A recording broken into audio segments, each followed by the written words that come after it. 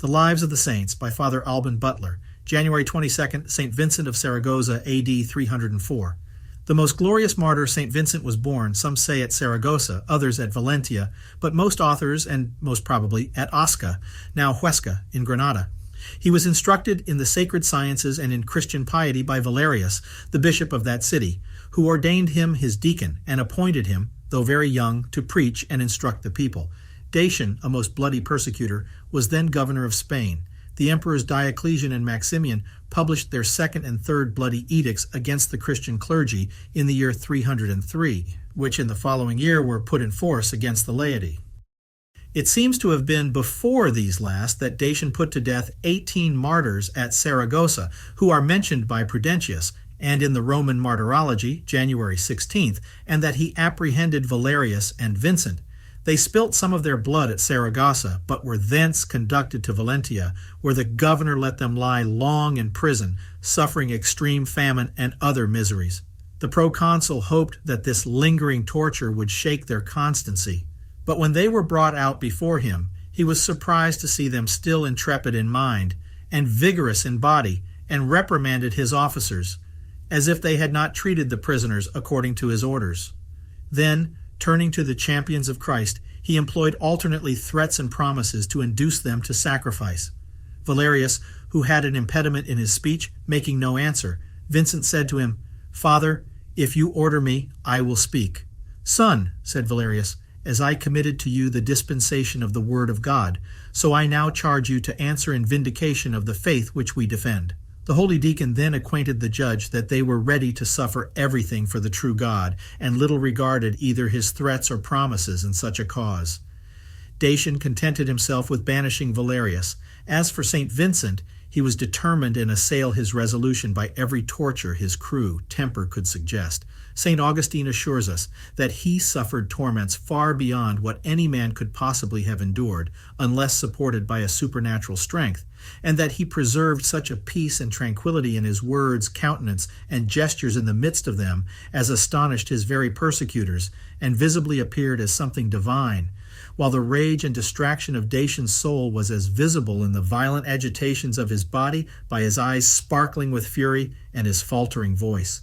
The martyr was first stretched on the rack by his hands and feet, drawn by cords and pulleys, till his joints were almost torn asunder. While he hung in this posture, his flesh was unmercifully torn off with iron hooks.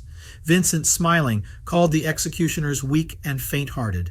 Dacian thought they spared him, and caused them to be beaten, which afforded the champion an interval of rest. But they soon returned to him, resolved fully to satisfy the cruelty of their master, who excited them all the while to exert their utmost strength. They twice stayed their hands to take breath, and let his wounds grow cold, then began with fresh vigor to rend and tear his body, which they did in all its limbs and parts with such cruelty that his bones and bowels were in most places exposed, bare to sight. The more his body was mangled, the more did the divine presence cherish and comfort his soul, and spread a greater joy on his countenance. The judge, seeing the streams of blood which flowed from all the parts of his body, and the frightful condition to which it was reduced, was obliged to confess, with astonishment, that the courage of the young nobleman had vanquished him, and his rage seemed somewhat abated. Hereupon he ordered a cessation of his torments, begging of the saint for his own sake, that if he could not be prevailed upon to offer sacrifice to the gods, he would at least give up the sacred books to be burnt, according to the order of the late edicts. The martyr answered that he feared his torments less than that false compassion which he testified. Dacian, more incensed than ever, condemned him to the most cruel of tortures, that of fire upon a kind of gridiron, called by the axe the legal torture. The saint walked with joy to the frightful engine, so as almost to get the start of his executioners, such was his desire to suffer. He mounted cheerfully the iron bed in which the bars were framed like scythes, full of sharp spikes made red hot by the fire underneath. On this dreadful gridiron, the martyr was stretched out at length and bound fast down. He was not only scourged thereon, but while one part of his body was broiling next the fire, the other was tortured by the application of red-hot plates of iron. His wounds were rubbed with sayet, which the activity of the fire forced the deeper into his flesh and bowels. All the parts of his body were tormented in this manner, one after the other, and each several times over. The melted fat dropping from the flesh nourished and increased the flames, which, instead of tormenting, seemed, as St. Augustine says, to give the martyr new vigor and courage, for the more he suffered, the greater seemed to be the inward joy and consolation of his soul. The rage and confusion of the tyrant exceeded all bounds. He appeared not able to contain himself, and was continually inquiring what Vincent did and what he said, but was always answered that he suffered with joy in his countenance, and seemed every moment to acquire new strength and resolution. He lay unmoved, his eyes turned towards heaven, his mind calm, and his heart fixed on God in continual prayer. At last, by the command of the proconsul, he was thrown into a dungeon, and his wounded body laid on the floor, strewed with broken potsherds, which opened afresh his ghastly wounds, and cut his bare flesh. His legs were set in wooden stocks, stretched very wide, and strict orders were given that he should be left without provisions, and that no one should be admitted to see or speak to him. But God sent his angels to comfort him, with whom he sung the praises of his protector. The jailer, observing through the chinks the prison filled with light, and the saint walking and praising God, was converted upon the spot to the Christian faith, and afterwards baptized. At this, Dacian chafed and even wept through rage, but ordered some repose should be allowed the prisoner. The faithful were then permitted to see him, and coming in troops wiped and kissed his wounds, and dipped cloths in his blood, which they kept as an assured protection for themselves and their posterity. After this, a soft bed was prepared for him, on which he was no sooner laid, but he expired, the happy moment he had not ceased to pray for, ever since his torments, and his first call to martyrdom. Dacian commanded his body to be thrown on a marshy field among rushes, but a crow defended it from wild beasts and birds of prey. The acts in Ruinart and Bollandus, and the sermon attributed to St. Leo, add that it was then tied to a great stone and cast into the sea in a sack, but miraculously carried to the shore and revealed to two Christians. They laid it in a little chapel out of the walls of Valentia, where God honored these relics with many miracles, as the Acts and St. Augustine witness. Prudentius informs us that the iron on which he lay and other instruments of his passion were likewise preserved with veneration.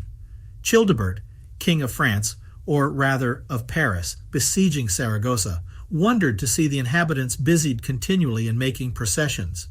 Being informed they carried the stole of St. Vincent about the walls in devout prayer, and had been miraculously protected by that martyr's intercession, he raised the siege upon condition that relic should be given him.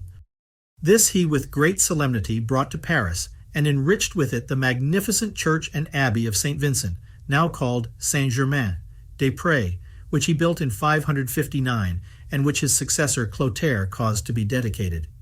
In the year 855, his sacred bones were discovered at Valentia and conveyed into France, and deposited in the Abbey of Castres, now an episcopal see in Languedoc, where they remain. But several portions have been given to the Abbey of Saint-Germain-des-Prés at Paris and other churches, and part was burnt at Castres by the Huguenots about the end of the 16th century. Aimoinus, a contemporary monk, wrote the history of this translation with an account of many miracles which attended it. St. Gregory of Tours mentions a portion of his relics to have been famous for miracles in a village church near Poitiers. In the life of St. Domnulus, mention is made of a portion placed by him in a great monastery in the suburb of the city of Mons. But it is certain that the chief part of this martyr's body was conveyed to Lisbon, to escape the cruel persecution of the Saracen king Abderrahmane at Valently. Many Christians privately withdrew themselves, and carrying with them the body of St. Vincent, took shelter on the southwest cape, called the Sacred Promontory, and from these relies St. Vincent's in the kingdom of Algarve, then under the Saracens.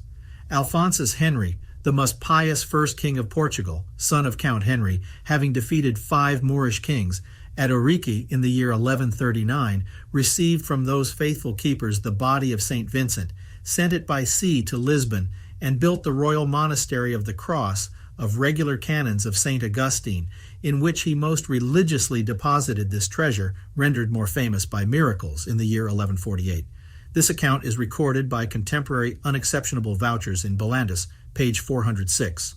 Mariana, and especially Thomas ab Incarnatione, a regular canon, in his Historia Ecclesiae Lusitanae, printed at Lisbon, A.D. 1759. The Portuguese, ever since the year 1173, keep an annual commemoration of this translation on the 15th of September, which feast was confirmed by Sixtus V. Prudentius finishes his hymn on this holy martyr by a prayer to him that he would present the marks of his sufferings to Christ to move him to compassion in his behalf. God never more visibly manifested his power, nor gave stronger or more wonderful proofs of his tenderness and love for his church than when he suffered it to groan under the most violent oppression and persecution. Nor does his grace anywhere appear more triumphant than in the victories of his martyrs under the severest trials and in the heroic virtues which they displayed amidst torments and insults. Under the slightest disappointments and afflictions, we are apt to fall into discouragement, and to imagine, by our sloth and impatience, that our situation is of all others the most unhappy and intolerable. If nature feels, and we implore the divine mercy and a deliverance, if this may be conducive to God's honor, we must be careful never to sink under the trials or consent to the least secret murmuring.